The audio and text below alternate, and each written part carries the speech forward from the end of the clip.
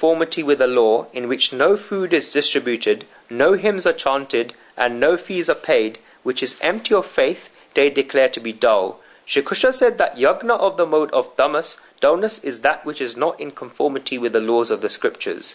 Therefore, yagna of the mode of sattva and goodness and yagna of the mode of dullness are diagonal opposites. In yagna of the mode of sattva, goodness, it is clearly said in verse 11 that it is according to scripture law and that it is done having looked at the scriptures.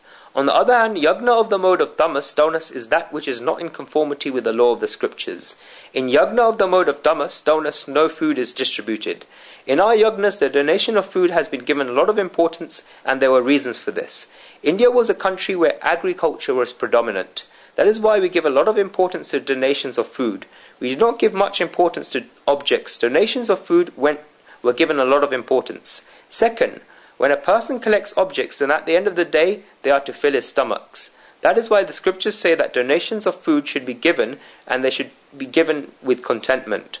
Third, donations of food are such donations from which you can see contentment on a person's face.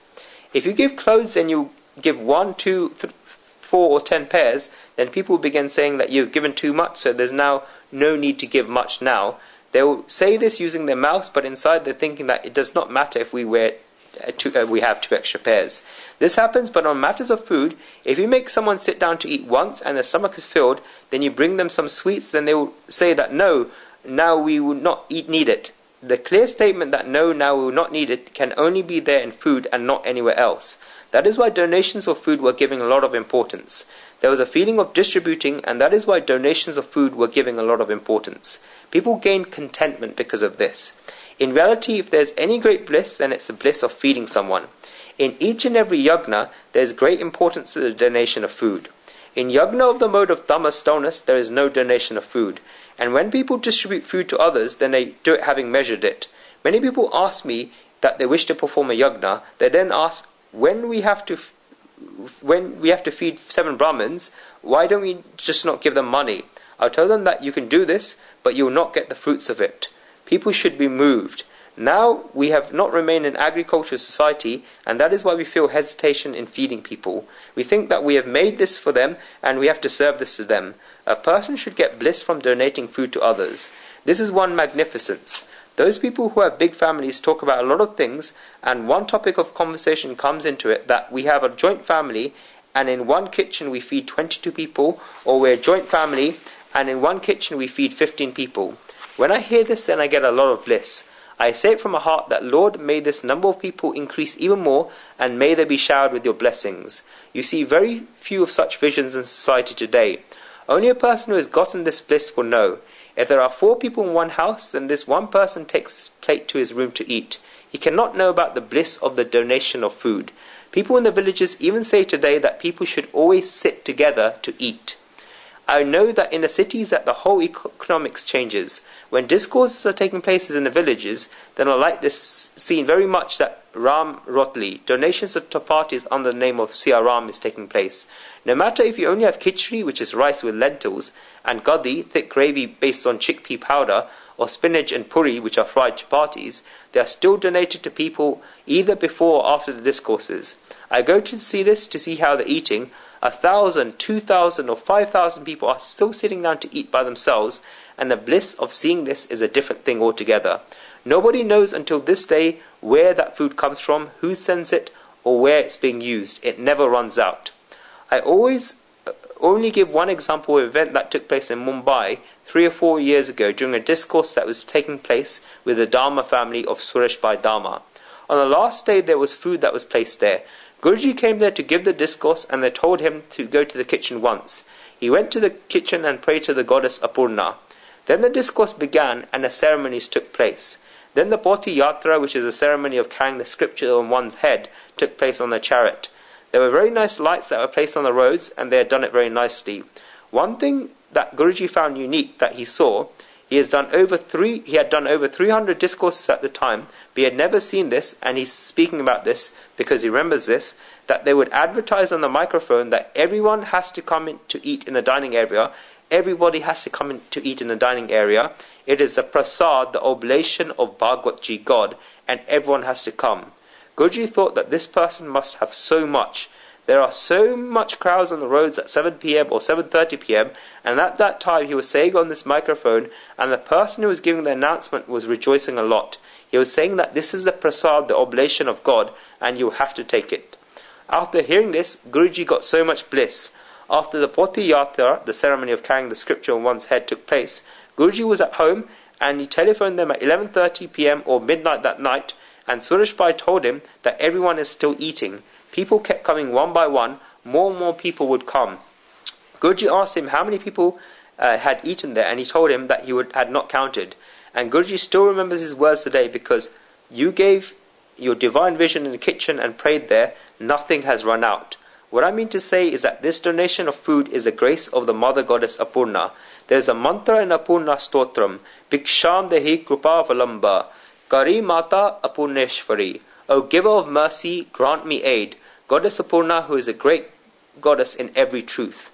And there are many events like this. 40 years ago, it was the beginning when our dharmic scriptures were going to Africa, and if you look at it one way, there was a big migration out of people taking place there.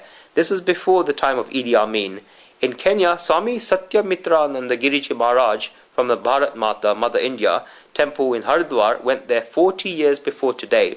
One person in London told Guruji about this. He went there, and wherever our people were living in the small towns, he thought that I have come here for a Dharma Yatra, pilgrimage of Dharma, and therefore I will go and see this.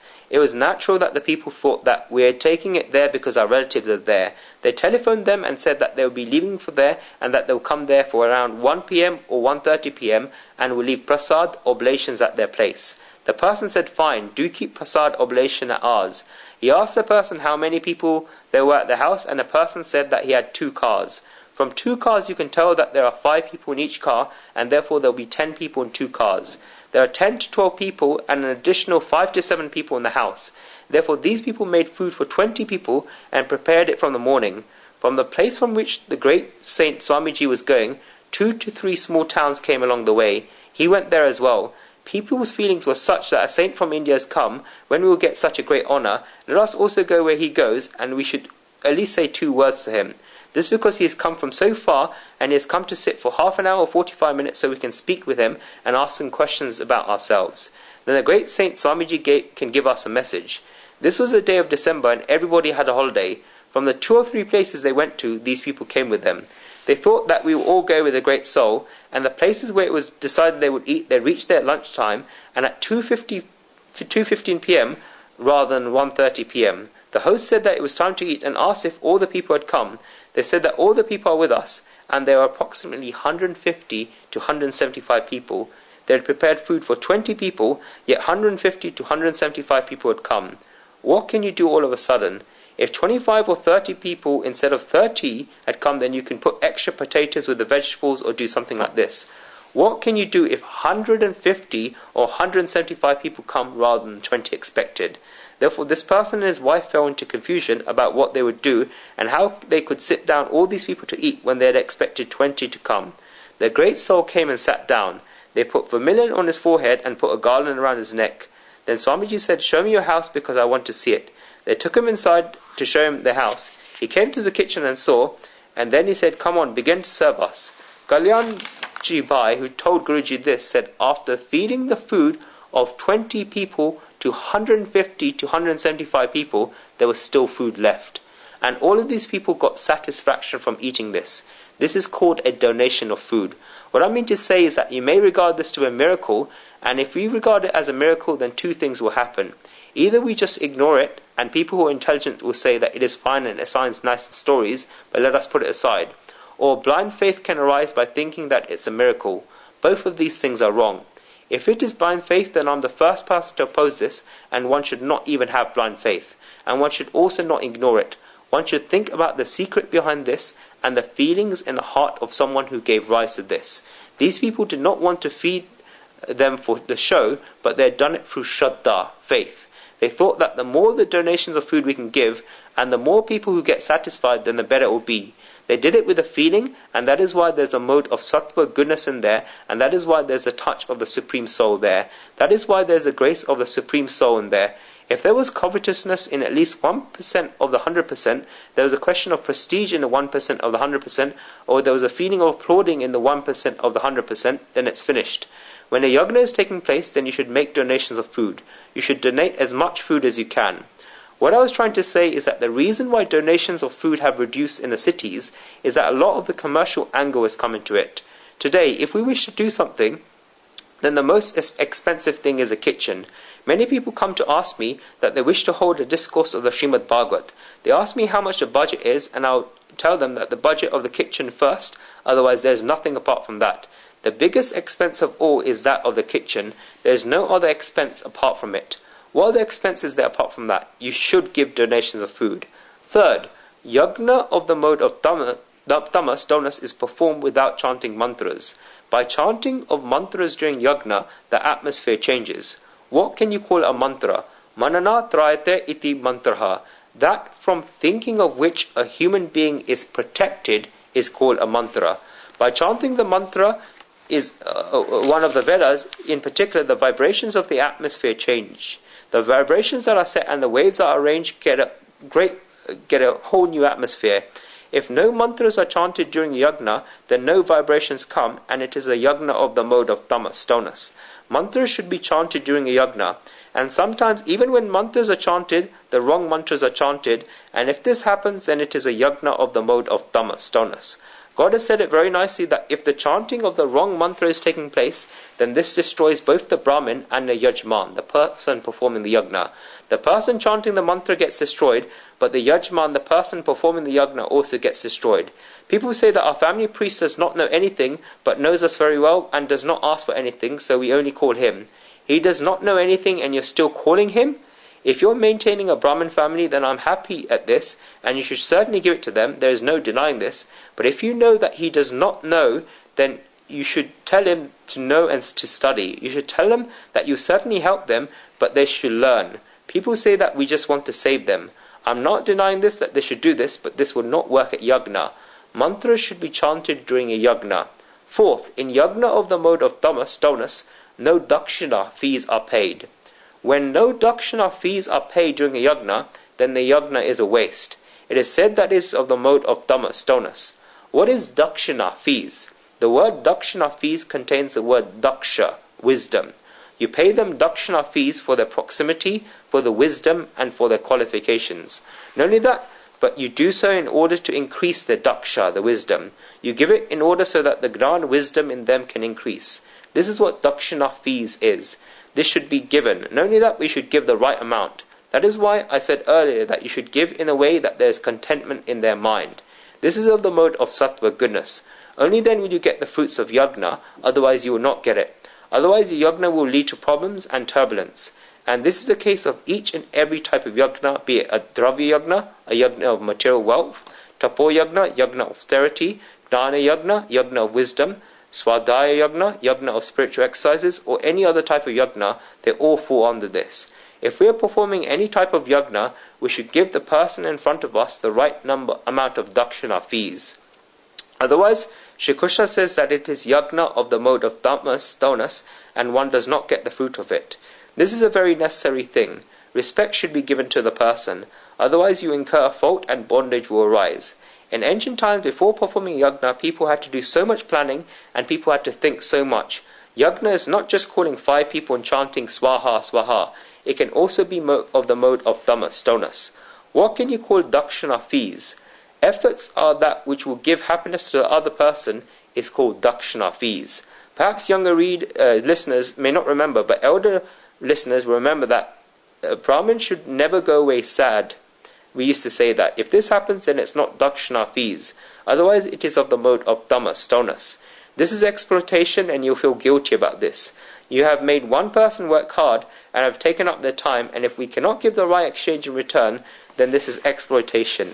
There is a fault in exploiting an ordinary person, and we all understand this. If you make a person perform labor in your house and do not pay him a wage, then this is exploitation, and you incur the fault of this. You feel guilty about this. So if a person is wise and you exploit them, and you give pain to the hearts, then you incur the fault of this.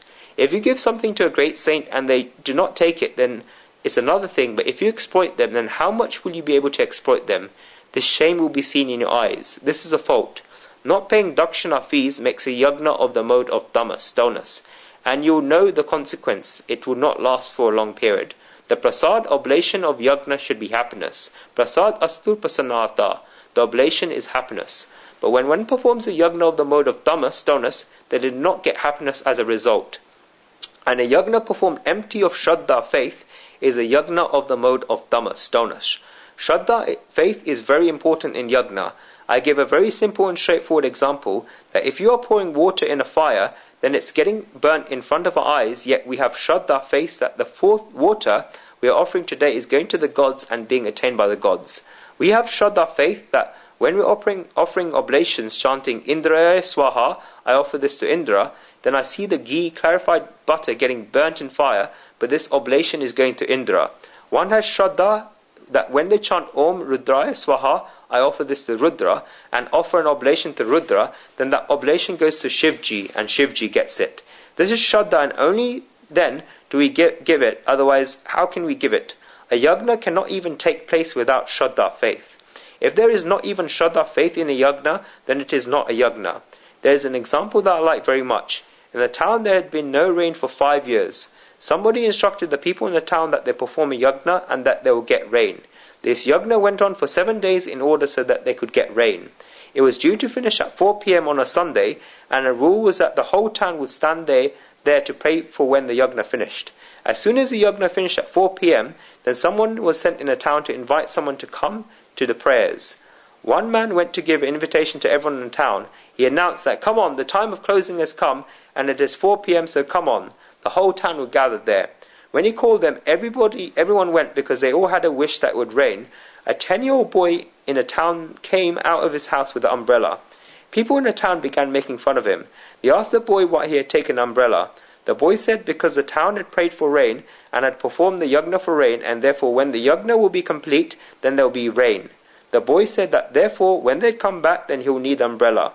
The people in the town said to the boy that there are no clouds in the sky and the sun is shining very brightly. They told him that the umbrella would be of no use. The boy replied again and again, "We have prayed to God for rain, and therefore it will rain when we come back. Therefore we will need umbrellas." Only this boy out of the whole town had the right to perform a yagna for the rain, and nobody else did because he had left for prayers with an umbrella. This is because the other people's yagnas were to pray for rain and yet not to expect it because they did not take their umbrellas with them.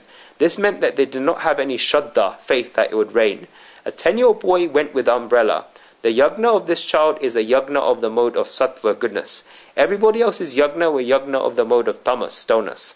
They have no shraddha, faith. They performed the yagna so that it would rain, and yet they left their homes without an umbrella. Only the 10-year-old boy went with the umbrella because he had shraddha, faith.